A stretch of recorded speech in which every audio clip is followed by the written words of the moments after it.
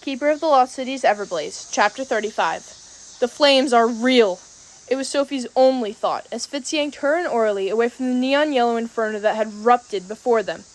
The jeweled floor cracked beneath their feet, and Sophie pulled her hood over her head, trying to shield her skin from the heat as much as possible. "Where's everyone else?" she managed to shout between coughs from the thick smoke. Orly pointed a trembling arm towards the raging Everblaze. "No!" Fitz screamed. "No, no, no!" He ran towards the flames, and Sophie barely managed to grab his arm in time. "The clothes won't protect you," she warned him. "Everblaze burns everything.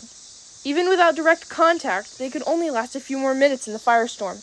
But my father is finding his own way out." She promised herself the words were true as she squinted in the fire, searching for any signs of life. All she could see was smoke and flame. Orly screamed, and Sophie spun towards her, finding her thrashing in pain, her shoulder covered in a splotch of liquid amethyst. "The jewels are melting," Fitz shouted between coughs, pointing to the walls, which were starting to bubble like boiling sugar. "This whole place is going to collapse." Another crack split in the floor, and Sophie grabbed his and Orly's hand, dragging them towards what used to be one of the windows, but was now a hole, dripping with bubbling jewel. "Please let us fit," Sophie begged, as she charged full speed, pulling Fitz and Orly as close to her as possible. She didn't have time to think or scream as they charged through the gap and plummeted toward the ground, which was now a flaming lake of molten jewel. Sophie closed her eyes, trusted her instincts, and heard a thunderous clap as they crashed through the crack into the void.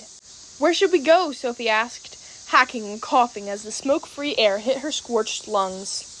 Fitz and Orly were too busy doing the same, but she realized there was really only one place they'd want her to take them.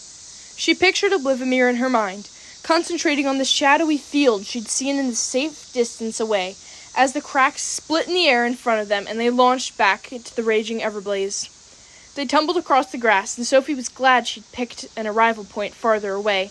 The flames had already spread to the bare trees along the glittering crystal path. Any minute now, the fire would advance beyond the silvered fence. "Dad!" Fitz shouted, running towards what was left of the tower. Orly raced after him, calling for Kenrick and Tiergan and the rest of the counselors. But Sophie couldn't find her voice. She couldn't find her brain. Everything was shutting down. She wanted to close her eyes and cover her ears and wish it all away. "I found them!" Fitz shouted, and Sophie could suddenly move again. She chased the sound, ducking flying sparks and jumping over sparkly purple puddles, until she spotted a cluster of heavy-cloaked figures.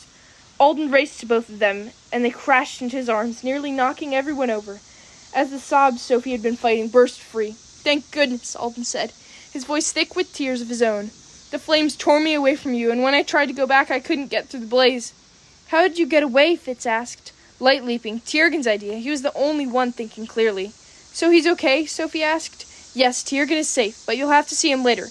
I'm so sorry to ask this of you, Sophie, but we need quintessence, as fast as you can get it.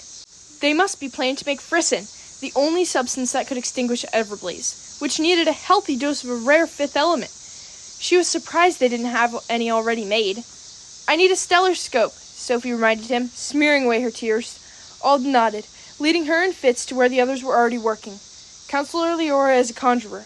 "Where's everyone else?" Sophie asked, realizing there were far fewer people than there should have been. She was glad to see Tiergan and Counselor Tarek among them. But what about Kenrick and Counselor Emery and all the other counselors? "They're working to gather the rest of the ingredients for the frisson," Alden explained, as a counselor with bronze-colored skin rushed over. She snapped her fingers, making Sophie realize she must be Counselor Leora, and a stellar scope appeared in her hands.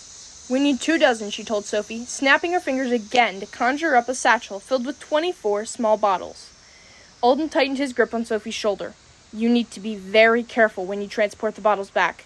That's enough quintessence to take out a few 100 miles. "Great," Sophie mumbled, grabbing the stellar scope. "Wait, what do you mean transport?" He pulled his Pathfinder out of his pocket and gave it to Fitz. "There's too much smoke blocking the stars here.